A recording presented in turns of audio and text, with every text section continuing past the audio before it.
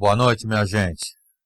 Pela Rádio Viagem do Rock e com a direção e supervisão técnica de Roberto Leal e com um frio da porra, estamos iniciando mais um programa Na Estrada com o Marcão.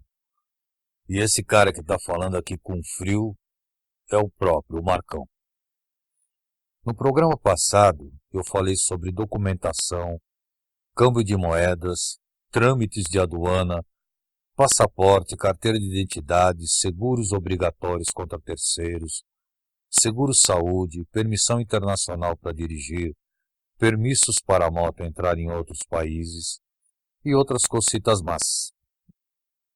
Eu devo lembrá-los de que nossos programas, após cada reprise às quartas-feiras, sempre às 22 horas, são publicados no YouTube.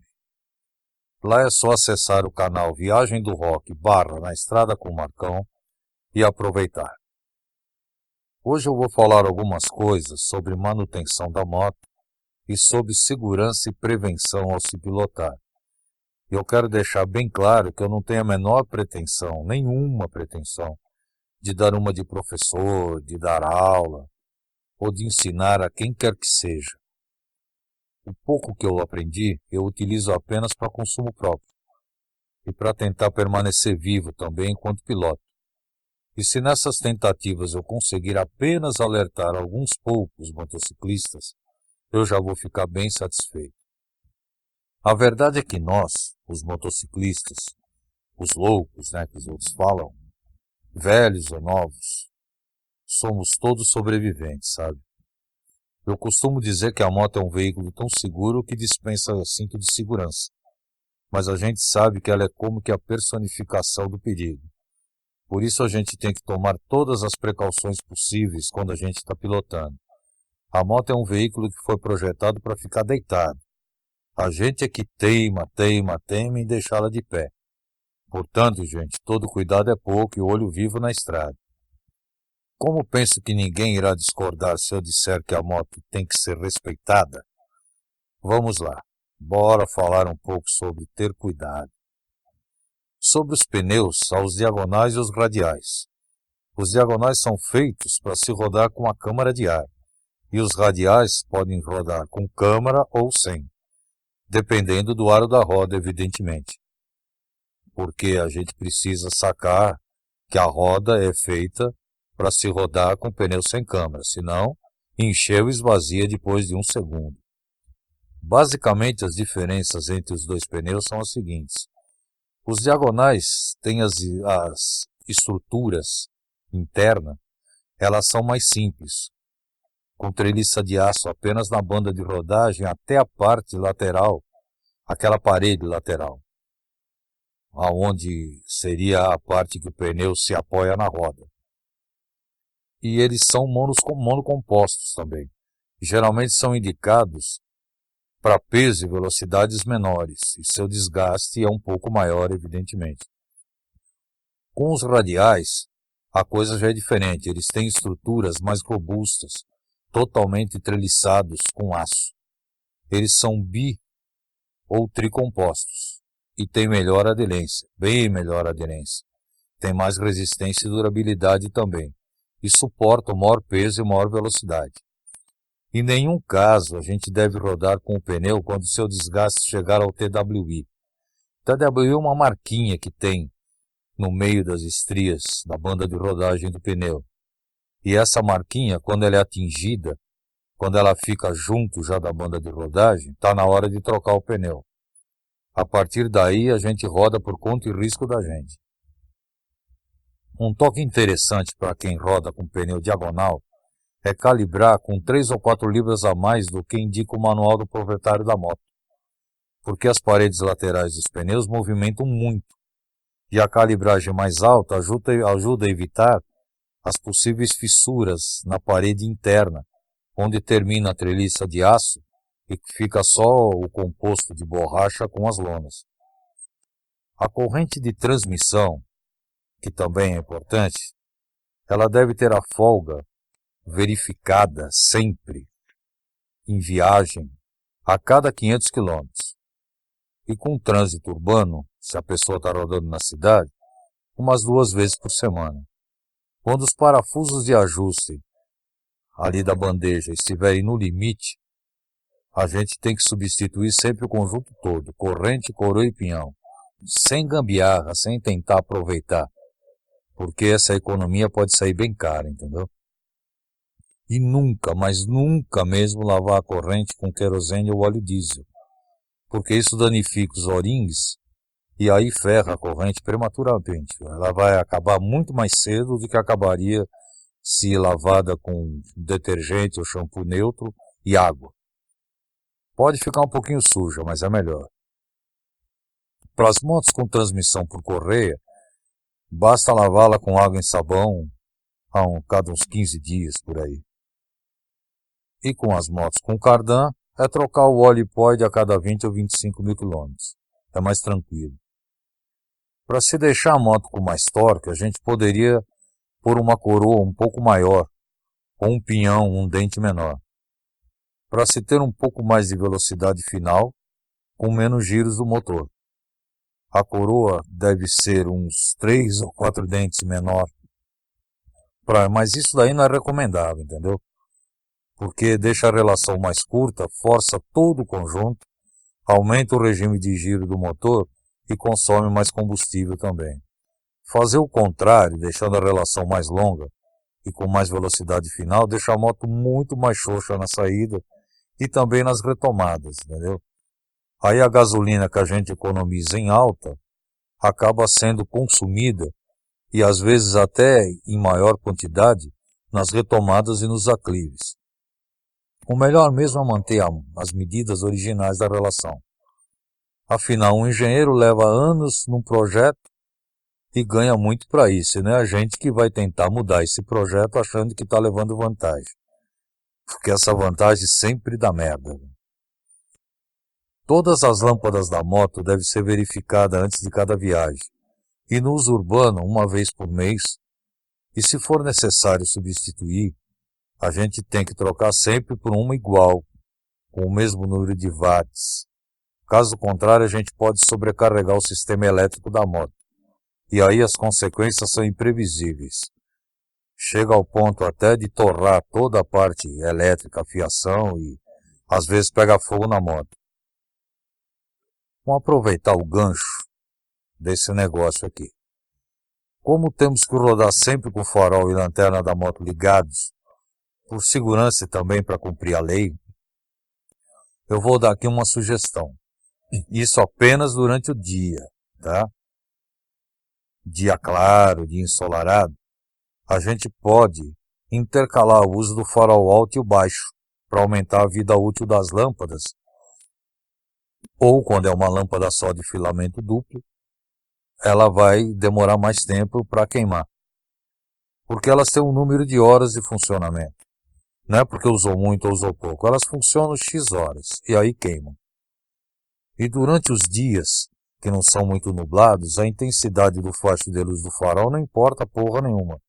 É só para a gente cumprir a lei e eventualmente ser visto também pelos carros que vêm em sentido contrário. Isso vale para os dois faróis com lâmpadas independentes e para os lâmpadas de dois polos que têm filamento duplo. Entendeu? Porque o que queima mesmo muito é o farol baixo, que a gente acaba sempre deixando a moto no farol baixo. A gente usa com muito mais frequência. E com esse macetezinho, o farol baixo vai demorar bem mais para queimar. Como o para-choque da moto é a cabeça do motociclista, a gente tem que ter cuidado especial na manutenção dos freios. Para o perfeito funcionamento é prudente se verificar as pastilhas e o funcionamento das pinças. E se for o caso, também, dependendo da moto, o estado das lonas de freio. Isso antes de cada viagem, sempre. Ou em caso de uso urbano, uma vez por mês. O nível do fluido de freio deve ser verificado a cada 3 meses e trocado a cada ano. Porque o fluido de freio, que a gente chama de óleo de freio também, ele acaba ficando velho e perde a viscosidade e perde a atuação, entendeu?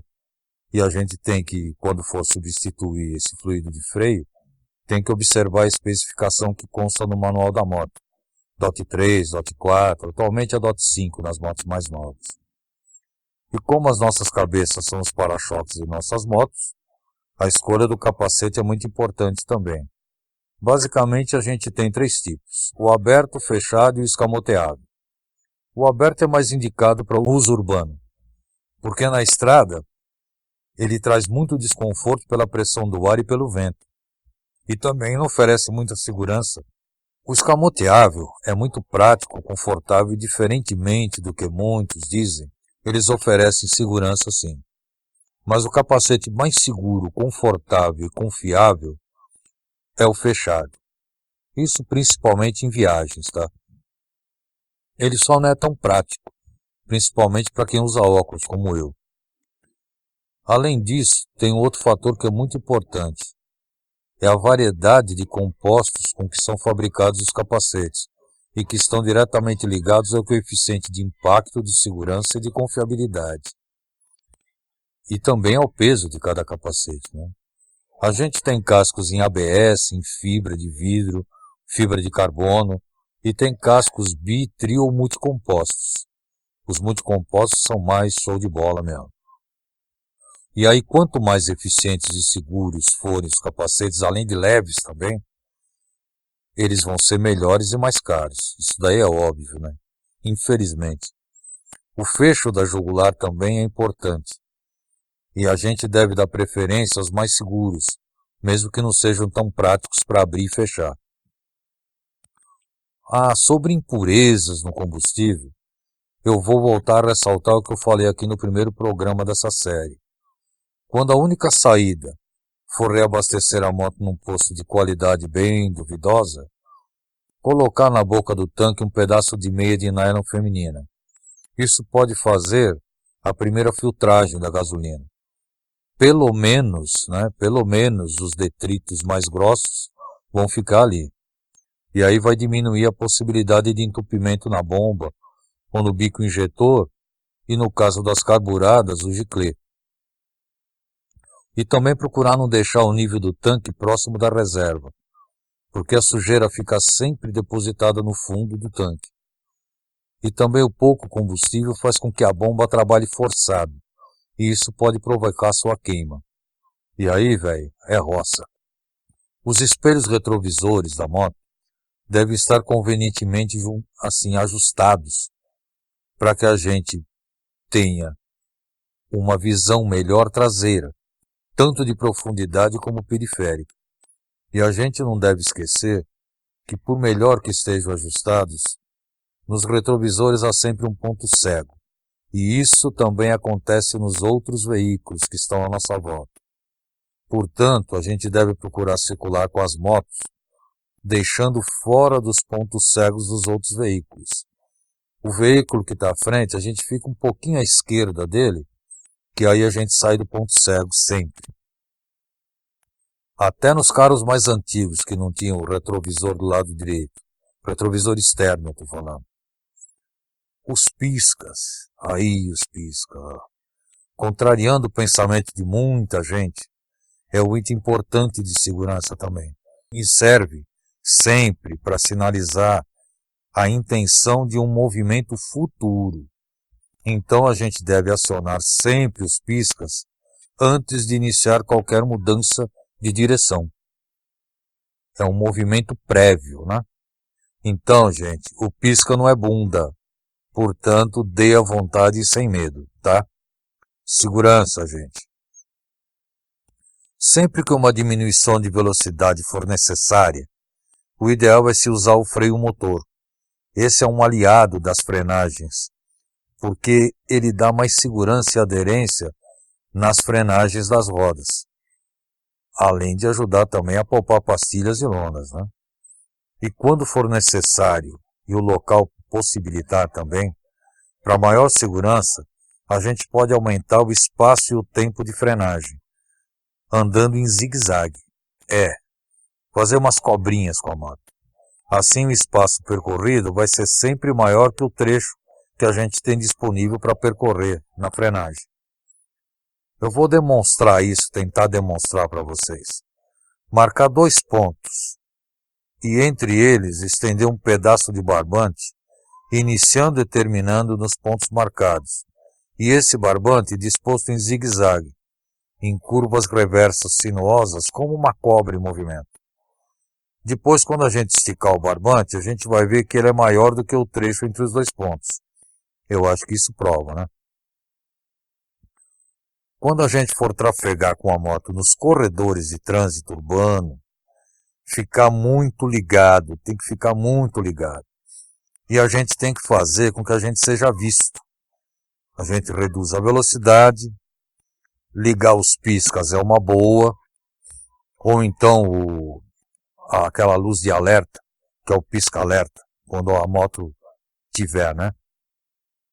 E ainda que incomode os ouvidos alheios, buzine, buzine, buzine.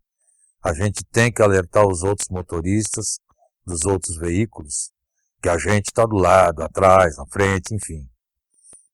A gente tem que ser prudente, safo, esperto, inteligente, precavido e centrado, principalmente. É imprescindível para um motociclista que pretenda continuar vivo, né? E eu tenho para mim que a grande maioria dos motociclistas que acham que precisa provar alguma coisa para alguém ou para si próprio, eles têm vida curta, sabe? A gente não tem que provar porra nenhuma para ninguém. A gente tem que fazer o caminho da gente, a viagem da gente e pronto.